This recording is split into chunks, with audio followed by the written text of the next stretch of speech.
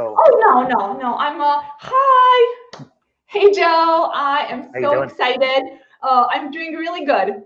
We are right on the dot. Ian just had a presentation and everyone had a lot of questions. So get yourself ready. And we have everyone so excited to be around. So Awesome. Looking forward as well. we're going to have, first before, we're letting viewers come back in because we're using different links. Hi, Ramon. We basically, I know so many people know about you and who you are and what you're doing. Just take 2 minutes to tell us a bit about who is Joe Burton, what do you do, and yeah, go ahead. No, I appreciate it. Again, thanks for having me on. I know it's a ton of work putting these things together, so we really appreciate it. So I'm the owner of ROI Marketplace. We are not actually affiliates. We are a digital ad agency, but our main focus has always been on, native marketing. I've been in this business, about 15, 16 years now. Got my start at a company called Pulse 360, which was really one of the early innovators and adapters of what is now content marketing, or was content marketing now is now native marketing. Basically, we put text-based sponsor links on publisher sites, MSNBC, MarketWatch, Street, and that's kind of evolved into the current culture we know as native today. So we built ROI because a lot of brands, a lot of affiliates, a lot of companies, we're doing really well on Facebook, but we're really struggling to kind of make native work for them. So we decided to build an agency that specializes in that. So we're in this all day, every day. Got a pretty good feel for it. Today we're going to talk about some kind of key points we use for our campaigns, but yeah, excited to be on board for sure. That's awesome. We have a lot of people on. Joe is the best. Hello, excited for this. Yeah, we're super excited also, you guys. And we're going to let Joe do his thing. He was so wonderful to prepare some slides for us. And then I promise we'll go through the questions because I know a lot of you specifically woke up early to make sure you get Joe here. So yeah, show us what you have prepared. I am so excited. I've never used this platform before, so I'm assuming I just share my screen. Not a worry. screen. Yeah, just share screen, and then I'm gonna make sure it's viewable to everyone. So let me know when the share screen is ready. Alrighty, I'm gonna share it now. Beautiful. And there you go. All right, beautiful. Start my slideshow. All right, so we'll talk briefly today. I've only got about 15 minutes of content max. I thought we'd kind of focus more on Q&A and some back and forth. But so the goal of this is going to be can you really test and figure out a campaign on a $500 test budget on native? Great. People ask me all the time, what kind of budget does it take? How much do I have to spend to test on native? This is going to help you determine if the campaign is going to be a winner. And obviously, hopefully, then you can get it to that next level. Again, a little bit of background on me. Been in this business a long time, spent well over $100 million on native. That grows daily.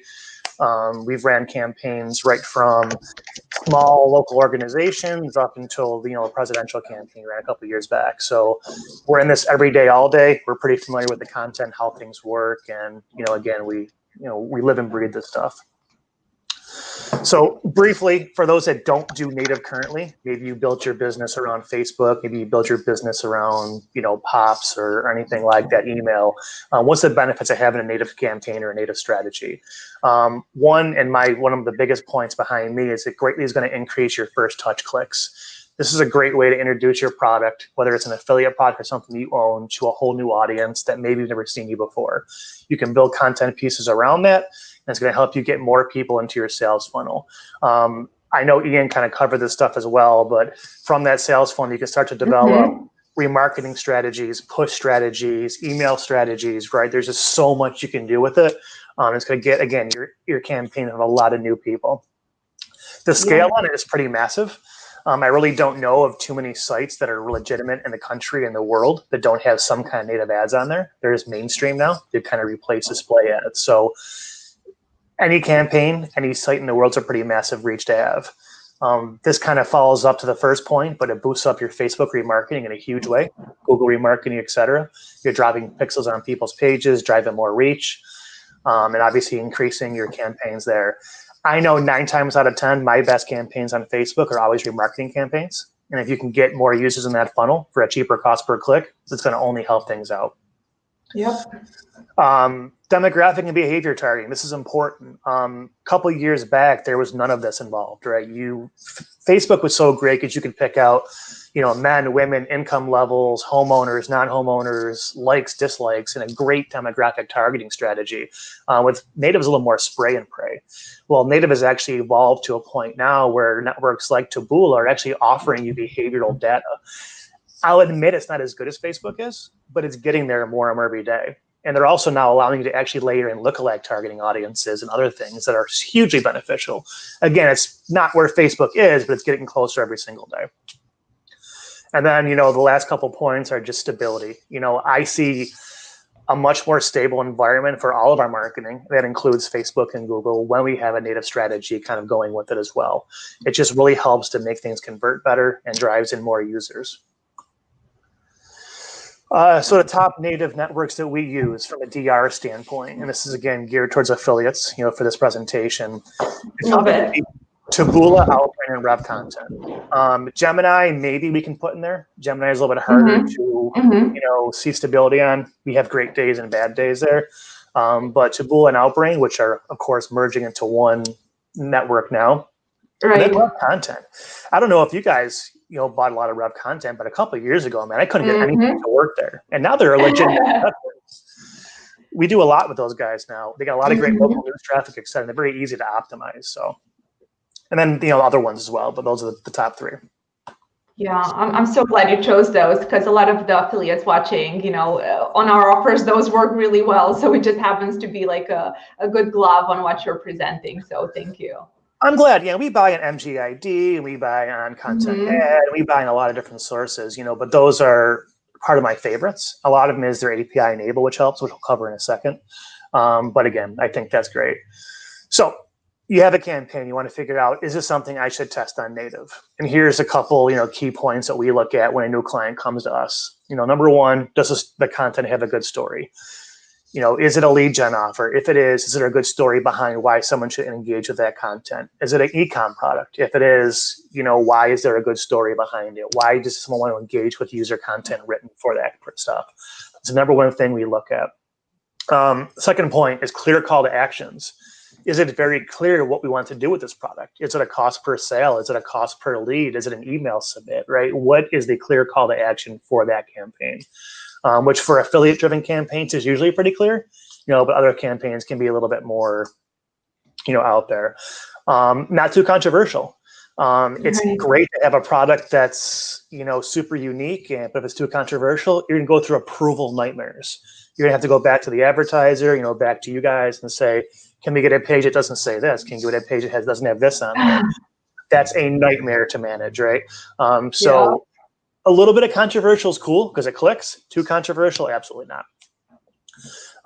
This is a huge sticking point for me is, can the CPA be broken down to inexpensive, actionable items? And what I mean by that is, let's say we're selling a high-end financial product at $200 target cost per sale, right? I have to spend a lot of money to optimize and dial in that campaign. Can I place a pixel somewhere in that sales funnel, whether it's on my side or on the the affiliate network side, to measure data at a much lower cost per action?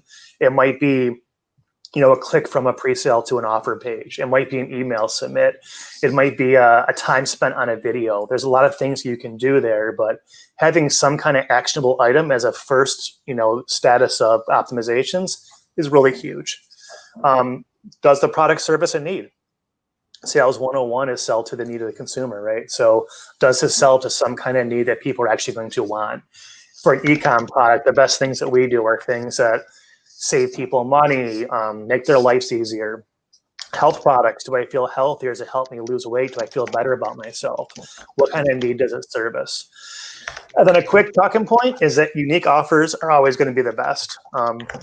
If there's 30 people doing the same thing as you on Taboola and you're trying to break into that marketplace, it's going to be that much harder to make it work. Odds are they're dialed in, they've been there longer, their probably campaigns are optimized to an effective CPA.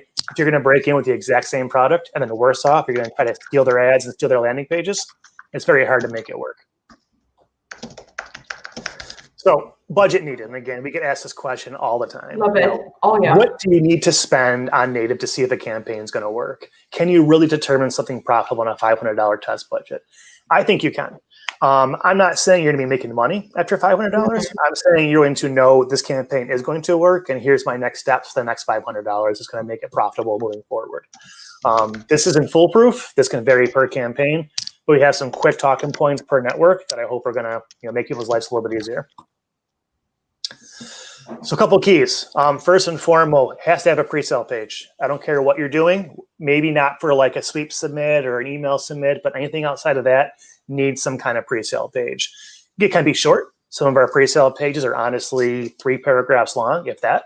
Some of our pre-sale pages are super long. They talk about the whole story behind the product, but you need some kind of pre-sale page. Second point, it needs an actionable item for under $20. That can be something, again, like a click-through, a page view content, a email submit, anything. Something that's going to be an actionable item that I can optimize around for under $20. And the lower, the better. We're seeing a ton of people talking right now about campaigns that are pure email submits. So they might be selling a health product, but the initial campaign is only meant to garner email addresses. We shoot for $2. We drive them in at $1.50. They get a ton of content on their side. And then as Ian mentioned in the last presentation, you can set up a whole new sales funnel for that. But again, a key is you have to be able to optimize around something $20 or less. 3 is, I think, a pretty big point here. Do your research. Don't go steal people's stuff. Don't go say, this page is working, I'm going to steal his entire funnel. It's not going to work. Do your research. Put out the best content you can. Put some time behind it. Don't be lazy. Native is a media buying frenzy. It's not like, it's easy where you can copy and paste and blow it out. Do some research before you get started. If you rip somebody's page, you rip somebody's content, you rip their images, you rip their ads, and you put the ads out there, you're going to lose money. You may make their life a little more difficult, but you're going to lose money. And then my last talking point is being API enabled is a huge plus. We have used Brex, we've used Maximus, we currently use the Optimizer. They are my go-to. Having some kind of API to take some of the stress off your shoulders is a huge talking point, a huge selling point for me.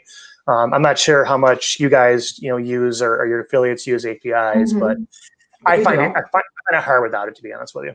Yep.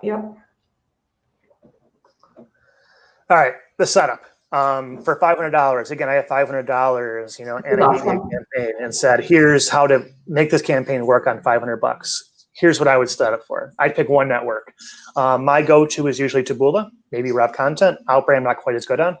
But I'd probably pick Taboola as my personal preference. I know a lot of guys prefer, other ones, but that's probably where I would start. I would set my daily budget very low, $25 or less. Everybody tells you got to spend money, you got to, spend all this money to dial in a campaign. You really don't. If you look at the data, you look at it quickly, you can make a lot of, campaigns work on a very, very low daily budget. Now, I always kind of treat it like Texas Hold'em poker, where the more money I'm making on a campaign, the more aggressive my future test can be. If I'm spending $5,000 or $10,000 on a campaign, I'll launch a campaign testing at $500. Who cares, right? But if I'm having a low budget campaign, $25 or less all day. We test on desktop only, usually to start, unless it's a mobile-friendly campaign. Some campaigns do better on mobile, but generally speaking, desktop traffic is more stable. We always put our bids very high out of starts. 75 cents is the minimum we'll test at. We want to be top position on the best placements for our first test run. It helps us get the best data possible. Point number 5 is, if possible, layer in some kind of basic whitelist. Those that buy on Taboola routinely or Outbrain or Rev Content probably know the best IDs to start with. If you can layer that stuff in for the initial whitelist, absolutely do that. You can kind of do this through your rep, and if not, you can do it through a lot of APIs. And there's some tricks to the trade there that I can share later if you want. And then, point number 6 here is day part for your best hours. If a campaign works best from 8 till 8 Eastern Standard Time, start the campaign at 8 o'clock for this test. You can open that up later, but for your best data, start it off at the best hours. And feel free to stop if I'm going too fast here, too. Oh no, this is wonderful. I'm just writing down because we're getting so many questions. Besides all the love, like Joe is the best, and we need to create a fan club. I'm just making sure we'll get through all the questions as soon as you're done with the slides. Because Okay. go ahead, this is awesome. Yeah, I don't see any of the questions yet. I got to stop sharing my screen for that, so I'll do that in a second. No worries. Yeah. So again, Taboola tips. I have a typo here, but desktop only, starting off at 60 or 75 cents. I would always enable the smart grid approach for this. I was very, very, very against giving Taboola my data for a long time. And the reason being is I've always felt that if I get a campaign cracking and they can see all my conversions, I always see my competitors pop up a week later, and it really pisses me off. But the way things are migrating, you have to enable the pixels, you have to put things on there, and then you do a combination of auto bid adjustment by yourself, and of course, there's smart bid technology. If possible, I remove Pushnami and Publishers Clearinghouse and other sources I know don't work. I know you got to spend money there first to kind of find those, but after you spend a couple of bucks there, we kind of know which we don't want to be on initially. Now, quite honestly, we do have Pushnami and PCH working for a lot of campaigns, but for a new campaign, I don't want to test there first. That's something I want to test on just their best placements, MSN and so on. My setup are going to be 5 ads, all the exact same headline with various image combinations. I've always felt image gets the clicks, headline gets the conversions. So we're going to focus on what's going to convert the best and get our best CTR from an image standpoint. And then we're going to quickly pause ads with CTRs lower than 0.15. 0.20 to 0.30 is kind of our goal for all campaigns, but 0.15 is like the minimum we can have to be competitive. Again, there's a little bit of wiggle room there. There's some cases where it's a super high-end item, we can actually take a lower CTR and pay a higher CPC. But for the intensive purposes of this presentation, we're going to say 0.15. And then we're going to optimize for engagement first. And what I mean by that is we're going to look at that first actionable item. Usually for us is the click-through rate from pre-sale page to next step in the funnel. And we're going to automatically start blocking partners that don't meet our criteria. So the minimum criteria that we're going to take on most campaigns from a CTR standpoint, which is going to be, again, pre-sale page to offer page, is going to be like 0.15 or 15%. Anything less than that, we're going to block that pretty quickly. There's some campaigns we have as high as 30, 40, 50%, but 15 to 20 is kind of minimum we're going to shoot for.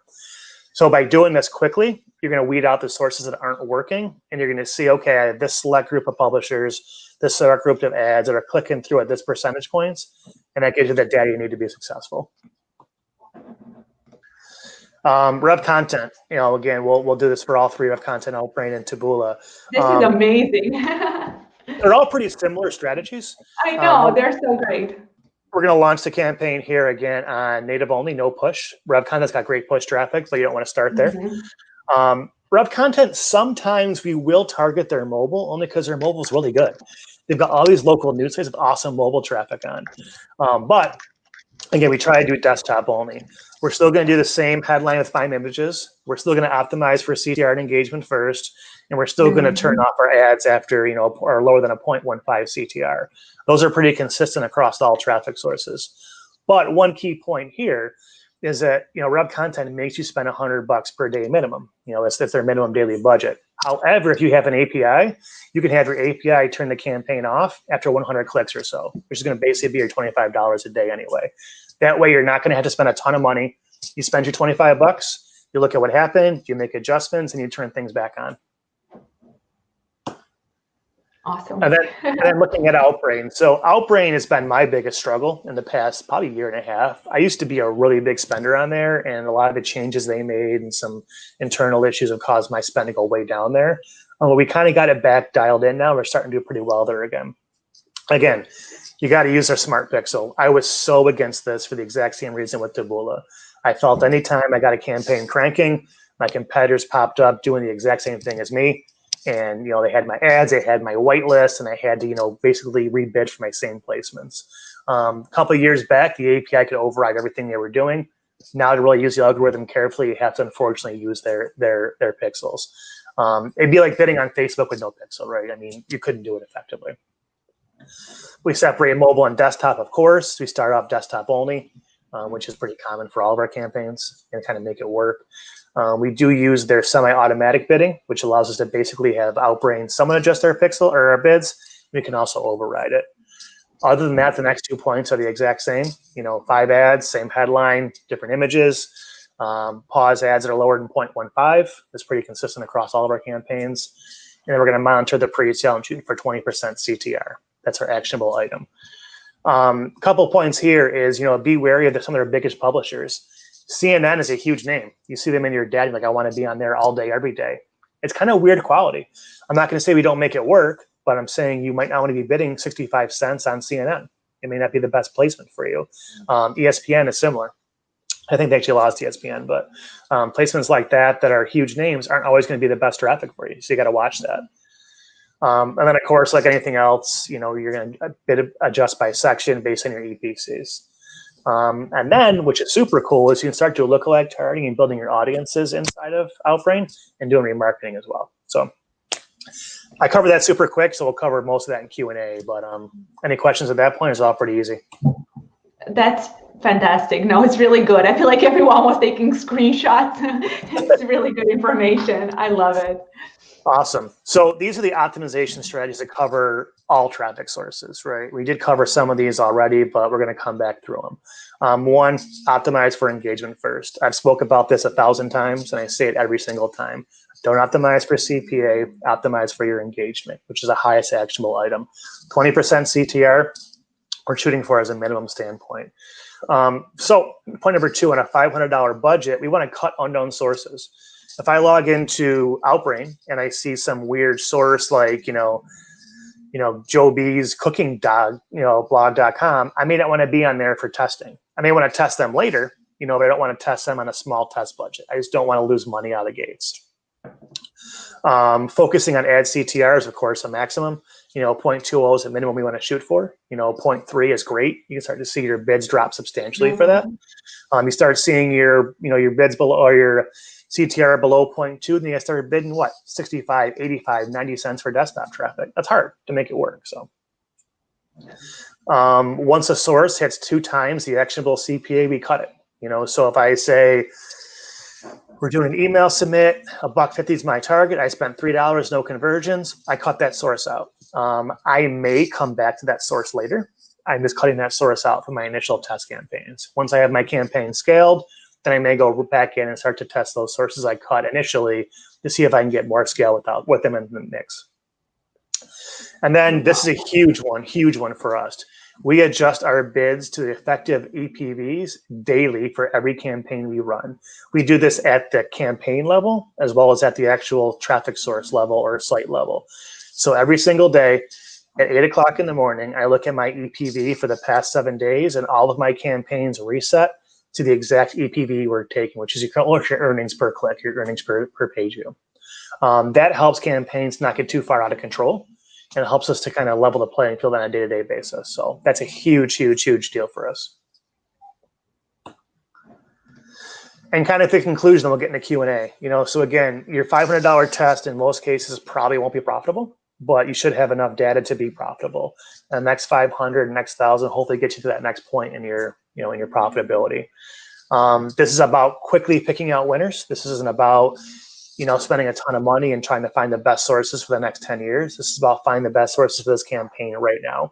So analyze, make quick decisions, don't overthink it. Even though CNN's running, a huge publisher, but you see it 3 times your CPA, for this test purposes, block it. It's not going to work for you right now.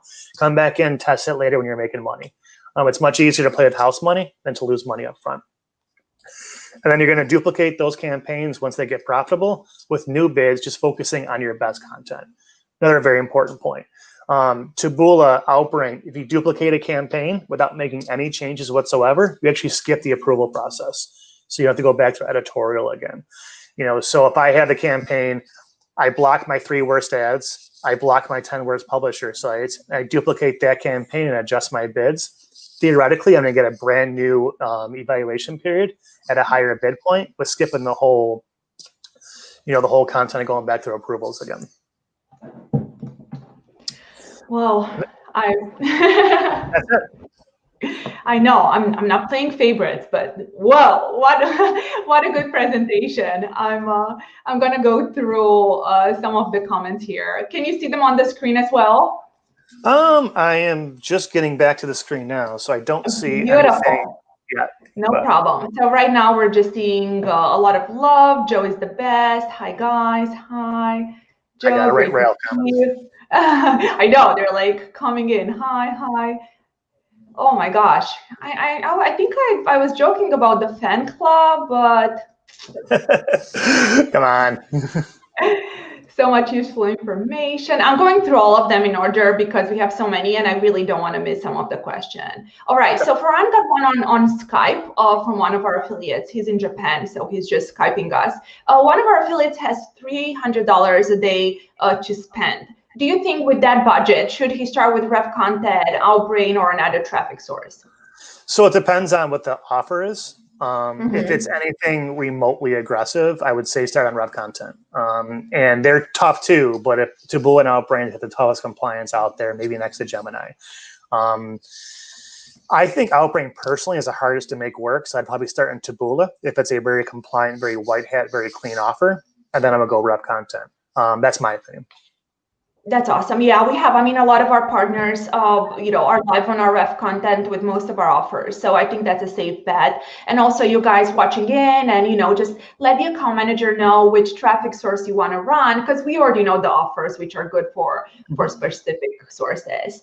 Another question, how many offers should one run at the same time? So I think the question is, should I try testing 10 offers at the same time? Should I pick one? What do you do? I mean, how much money do you want to lose, right? I guess is the question there. You're probably not going to make money day one. So, it's not hard to optimize campaigns on a small budget, so you're not like, spending a ton of time inside the campaigns making adjustments, but it's all about how much you want to spend losing. If it's something like an email submit, right? They're easy to optimize very quick. I may launch 10 of those at one time. Again, we're agency driven, so it's a little bit different, but the same kind of mentality, right? So it really becomes down to your threshold for loss. If you want to dump a couple $1,000 in testing for a weekend because you can withstand that, by all means. If you want to be much more conservative, do one or two, and then scale once you got that, that house money to play with. That's good. We have a question. Is it possible to launch a campaign for free and get results? We always spend money, so I don't know how you do it, but I mean, kind of. So Ian covered some of this, right? So every campaign that we do, we're collecting push notifications, remarketing things on. So once we own that push data, theoretically, we can push out a campaign for free, right, to our subscribers and see how it goes.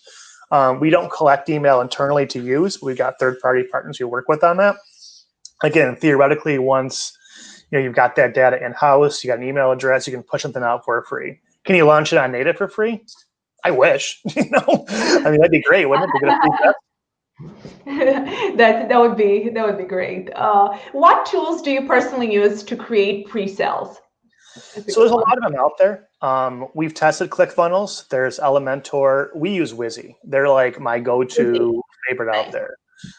We actually can give you guys a promo link if you want to blast it out. They're super useful, super easy to work with.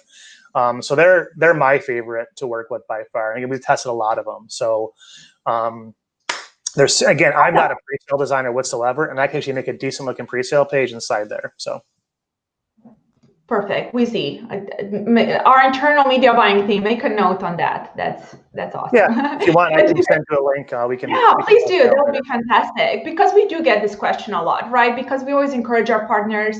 I mean, it's okay to use tools to see what the competition is doing, but always create your own content, right? Do your own pre-sale, get your own images. So that's why it's so important to have like the different tools people use, because I know there are a bunch of really good ones out there. Yeah, I mean, I'm not going to say we've never done it, of course, but the worst thing out there, in my opinion, is to steal your competitor's stuff. I just hate that, be unique. And here's how I put it. So if I see a competitor and we notice this campaign, he's spending a bunch of money on Taboola, I'm going to go in, steal his ads, steal his landing page, and steal his image. Okay, fine. I'm going to try to do that. Well, what's going to happen is I'm going to have to outbid him to get his placement from him. He's been slowly dropping his bids over days, weeks, months, or possibly even years to own that spot on MSN. So how am I going to pay more for him?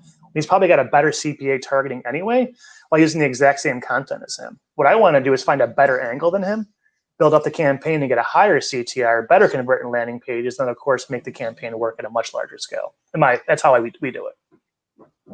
Yep, that's fantastic. Kamashi is asking, do you see health offers still going strong? On our end, they seem stronger than ever. Yeah, that's for us too. This year, surprisingly, health offers have been doing really well. What about you? What are you seeing? Yeah, I would say 40% of my business is built around health offers. We're very whitehead here, so nothing we do is going to be on the aggressive side of things. If you do still run aggressive dieting campaigns, you're not getting those into Taboola without cloaking. If you cloak, you're going to get in trouble and you're going to get shut down. It's not worth the headaches. If you have legitimate brands that are health related, all day, every day, make sure they're not too controversial. Like I said, things like ED medications are really tough, but they can be done with the right angle on there. Keep your pages compliant. Don't put fake testimonials and fake doctor reviews and Shark Tank ads and all that stuff on there, because A, it's not worth the headaches, and B, it just mucks it up for all the people that want to be around here long term. Yep, I agree. This is a good one.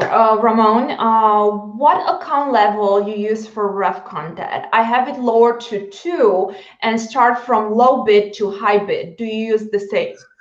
I think he means like their premium versus their everything account.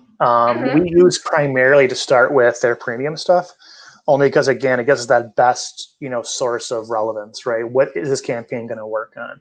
Then we layer in that testing at a later point, like push traffic, right?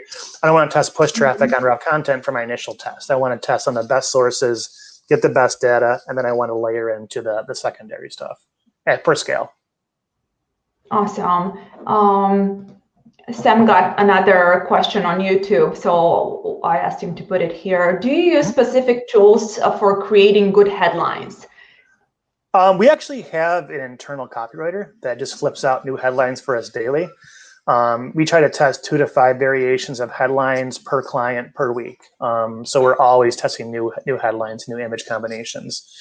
Quite honestly, we do use some of the ad sniffing tools out there, and Strex, I think, is called as a current one we use. We used AdBeat for years, what runs where. That kind of gives us an idea for what's working. Taboola Trends is a great tool to see what's out there. And then from there, we try to adapt that to get a better CTR. It's amazing how the changing of one word, removing a bracket, adding a bracket, can really increase your CTR or decrease your CTR. It's important to always be testing. Always be testing. We should make a t-shirt with that. Mattia is asking Joe, so when and how do you start lowering the bids on a desktop campaign? Let's say you start at 0.65, as you said. Well, you might not ever have to lower them. So if I'm bidding 65, my EPC is 85, why would I ever lower that bid? I want to get it bid high for more traffic, right? If I'm losing money, I'm going to drop it a penny every 12 hours or so, based on the EPCs that we see. I know you mentioned the API enabled stuff that we do. So with the optimizer, for example, if the campaign is negative, I drop my bids by a penny every 12 hours. And then I reset those bids from an EPV standpoint, once daily on a new campaign. Awesome. You're getting a lot of love. Great stuff. You're awesome. We love you. A few people said, I'll share my personal data for these slides. Where's the opt-in page? Well, guys, that's up to Joe. If we get his permission, the viewers today can get an email with them. That's 100% you can take that slide. I'll send them over to you. That's wonderful. So to all the guys asking about the slides, everyone who listened to this live today will definitely get them. All right, let's see what else. Joe. Perfect. For Taboola and or Outbrain, how do you start for targeting? Do you look at interest, geos? What do you do for targeting? Yeah. So Outbrain, their targeting is a little bit more robust in terms of you can actually select, audiences and things, not audiences, but targeting tactics. So we'll start off with like a news category, for example. Again, a lot of that varies per campaign. So if it's a women's geared campaign focusing on women, we may pick some audiences or some targets on where it could be a women engaged. Same for men and vice versa. If it's a financial thing, we're going to bid on our financial content over their sports content. So there's a lot of different things there. For Taboola, we normally start off ROM, just layer in our whitelist, the gates, or more of a blacklist, I guess, than a whitelist. So again, with the optimizer, we've got a rule set up where there's a certain handful of sites we never want to test out of the gates for any campaigns. Again, let's say it's Pushnami or PCH or some of their lower tier stuff. So we actually have it automatically blocked after it receives 5 impressions. So it's basically adding in a blacklist automatically. We do that really effectively, and then we go back in and retest those at a later date if it makes sense at a lower CPC. That's really good. Thank you. Adam is asking, hey, Joe, when it comes to running e-com, do you typically work with direct advertisers or networks? If networks, which one are you liking for e-com offers? Yeah, so again, we're built a little bit different. So we act on an agency model where an advertiser with an e-com offer will come to me and say, handle my native spend. We manage that for them, on a cost plus basis. So we don't typically shop around and pull in CPA offers and test them again, because it's just not really my business. But obviously, Anna's got a great product here. I would definitely reach out to her first and foremost, of course. They've got some of the best offers out there, I know. And the shop around besides that, if they don't have something you're looking for, then find a network that does. Exactly. That's, honestly, it's the best answer. And that's why we tell people to just do a bit of research, right? Because the reputation is out there. Ask in forums when you're not sure, who to go with. Just ask. Affiliates are going to tell you their experience. Agencies are going to tell you what they do. So it's going to be easy to figure out who you want to work with. Yeah, I would assume they can come to you too and just say, hey, we're looking for an offer that does this. Do you guys have one? And you can go out, and if not, you got BizDev guys and go out and find that offer as well. Exactly. I mean, we have wonderful partners. We are very specific about, we do health, usually cleaner white label, with like stuff we run on native and then e-com. But if someone wants a financial offer, we know someone in the space whom we can send them to. So, yep. Gore is saying, have never done native. This is incredible. With using this strategy, is there a particular niche to ideally get started with? I want to say health. Yeah, health is really good. If you've never done it before, I would do something simple like an email submit. Email newsletters for health are really good for this. You can run a campaign talking about, maybe it's heart health, but it's an email opt-in, but you can get data for like $2 to $3 per opt-in, right? So super easy to optimize. Health always works great for us. It can be a little bit of a pain in the butt with ad networks, depending on what you're running, because they're always going to have some issue, some small change you have to make. The best thing about native versus Facebook is they actually tell you what the hell you have to change. They'll look at the page and say, update this wording, add this disclaimer, and you're good to go, as opposed to Facebook where they just turn your account off. Yep. Maradine, with $500 budget, when we can hit the break even, assuming everything is going well, ideally? Yeah, I mean, ideally, the next 500 you're breaking even or making money. There's never absolutes. There's been campaigns that we've launched that were profitable the first day and never lost money a single day in their lives. Those are great. They don't happen often, but they are great. There's campaigns I went in the hole pretty big on and pulled our way out of it. It really does vary. Usually you can get a pretty good gut feeling though after the first $500 or so. Awesome. Arinzi, thank you for your comment. Definitely for all of our partners, we're going to have the replay. So for sure. Well, Brian has a really important question. How is it possible for Joe Burton to keep getting sexier and sexier? Oh man, good old Brian. Just trying to keep up with him. Brian, I go way back. He was actually my former boss. I know, we love Brian. It's a community of good friends here. But that's a valid question. I don't know. It's you're in New York now. It's the Eastern vibes, I think. Must be. I mean, all joke aside, I think it's the kindness, right? If you're a decent, kind person in the industry, it's super easy to be successful because you're going to have people backing you up. I appreciate that. And honestly, it's I think we're almost too nice sometimes. We've given back, too much. It all comes back around, and I can't. We've been very blessed, so I can't complain at all. Absolutely. Mattia, great, Joel. Also, do you see a boost in performance passing conversion back to ref content as with Taboola? We do. And again, I was really against it. I actually spoke no more than 18 months ago at a conference and said I would never give them my data. And I started to see my campaign slowly getting pushed out by guys that were doing it. And I realized you have to pass that data back at this point. So I was against it, but it absolutely sees a boost, and it's not going to change anytime soon. And again, it's like bidding in Facebook without any pixels on your page. You can make some money at it, maybe, but that pixel does all the magic for you. So yes. That's awesome. I'll let you reply to this one because we don't do a lot of dating offers. Taboola, Outbrain, and Rev content, which one would be best for dating offers? So we don't do any dating either.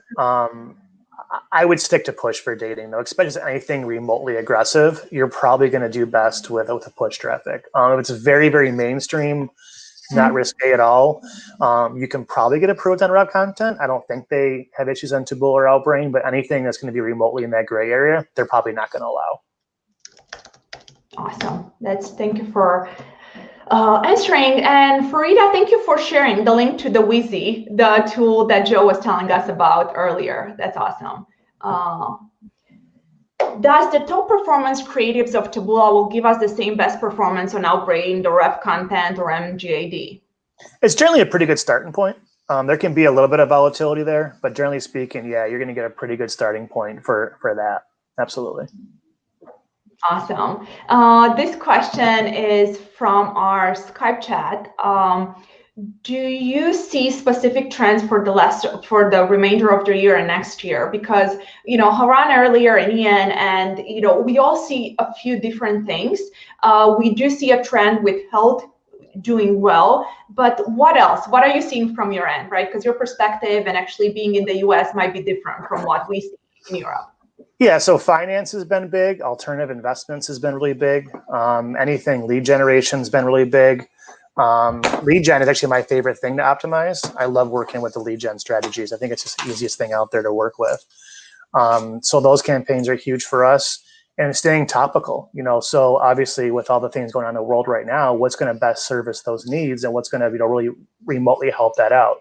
We saw a financial campaign that was based around the market crashing and kind of what people should do with their money absolutely blow up, right during, the peak of this COVID stuff. It went from 0 to 100 overnight. And it was just because it was so topical. Now, what's interesting is as the market increased and got better, the campaign's performance kind of topped off because obviously it wasn't as topical anymore.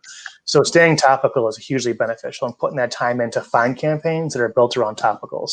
Obviously, if you're in the weight loss field, December is not your best time to advertise weight loss. People are holiday season; they don't care as much. Bikini season comes back around in the spring. People are caring about their body image again. Skin creams, you get drier skin in the summer or in the winter months, sometimes during the summer. All those little factors, understand the trends and not making knee-jerk reactions without doing your research. Awesome. I love it.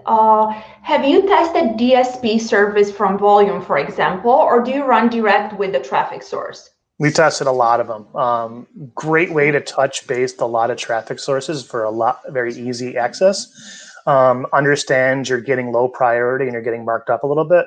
But we bought on Volume, Centro, Zemanta, you name it. That's awesome. How effective is the automation tool like Optimizer.io, Brax, and more for native campaigns? Yes, we did touch about this.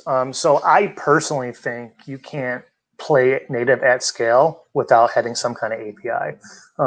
There's too much going on. There's too many sites in there. There's too many variations that can happen. So if you're launching and optimizing more than a handful of campaigns per day, you're just giving money back, So I think it's hugely, hugely beneficial. They're all set up a little bit different. Like Maximus, for example, I know you just plug in your target CPA, get some thresholds, some loss thresholds, some gain thresholds, and they kind of do the rest for you. Optimize, you tell it what to do. Basically, you tell the campaign how to operate, and they just operate for you. And I think Brax is more similar to Optimizer, where you tell it what to do and it optimizes for you. But I really think you have to have some kind of API to optimize at scale. Yeah, absolutely. That's a good one. What is the #1 myth in our business?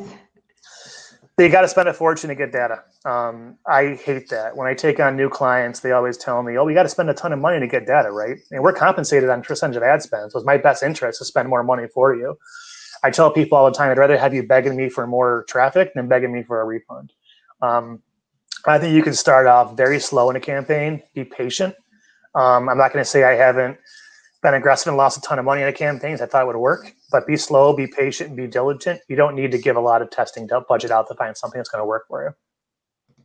That's awesome. That's actually a really good one. Thank you. Is it best to pause widgets or lower the bids? And Depends on does the, oh, sorry, make a chat. and does day parting work for every vertical? So part one of that is depends on your engagement rates. So if the CTR on the widget is, let's say, 5% and my target's 20, I'm probably going to block that, at least for my initial testing and look back at later. But 0%, I'm definitely going to drop it or pause it, right? Now, let's say my engagement rate is 22%, but I'm not getting any sales. I'm going to slowly drop my bid down because if people are engaging on that widget, they're just not buying from that widget yet, but they may catch up.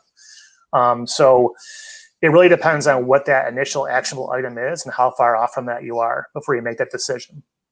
And day parting, no, it varies by campaign.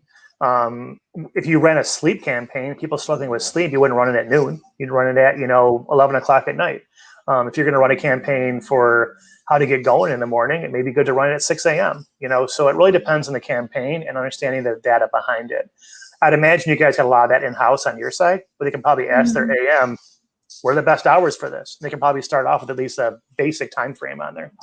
100%. And I'm so glad, you said something about this. Everyone listening, new partners that don't work with us yet, how Joe said, always ask. As an affiliate, to be super knowledgeable, it's okay for you to ask for the demographics. What are you seeing? What's the best part of the day? What are the best countries, best interests for the audience? Because, obviously we want you to be successful. So we want to share that information. So I'm really glad that you said that.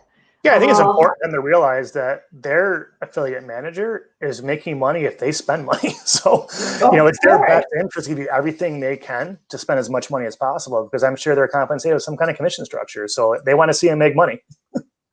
That's awesome. I completely agree. And, one of the myths that I'm seeing is that, affiliate managers will push any offers. Well, it's not true. I know they usually want to push the best ones because if you make money, everyone makes money. So it's a waste of their time. Really, it's a total waste of time to push an offer. Yeah. It's not going to work. Exactly. Ebot is asking, what's your preferred traffic source for skincare products?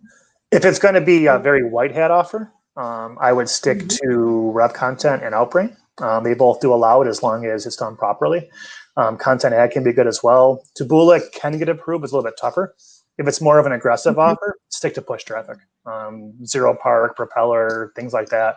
You'll probably get approved there, and there's plenty of traffic to be had. Really good answer. I agree. Doug is asking, have you tried a tracking tool like Landing Track that has built native API access and you can set up automated optimization rules? It's basically an API.